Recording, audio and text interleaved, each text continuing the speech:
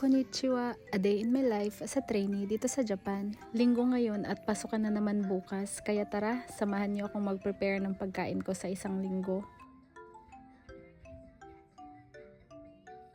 Kailangan ko muna palang magkaimono kasi wala na akong maluluto dito sa ref. Kaya samahan niyo muna akong pumunta ng Don Quijote. Gusto ko sanang pumunta ng Tachia kaso medyo malayo, kaya dito na lang muna tayo sa malapit.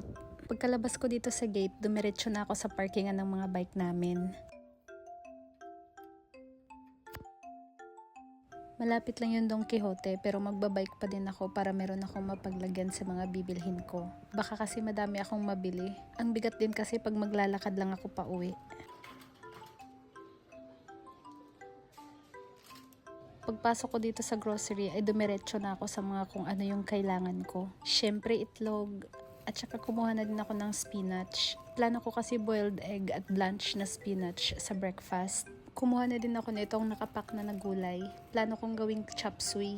Kumuha na din ako nitong chicken breast. Ipiprito ko lang to para sa tanghalian. Bumili na din ako nitong ready-made miso soup para meron akong mahihigop na sabaw. Bigla nga akong nagutom kaya bumili na din ako nitong burger. Para na din akong kumain ng Angel's Burger sa Pilipinas.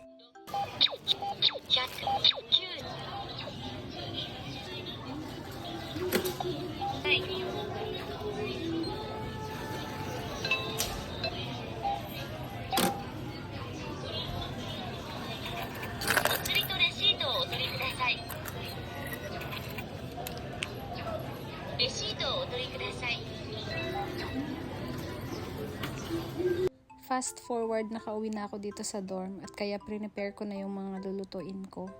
Una ko ngang binoil tong itlog. Pagkaluto ay pinalamig ko muna saglit. Tapos sinunod ko itong pagbablanch ng spinach. Prinito ko na din tong manok.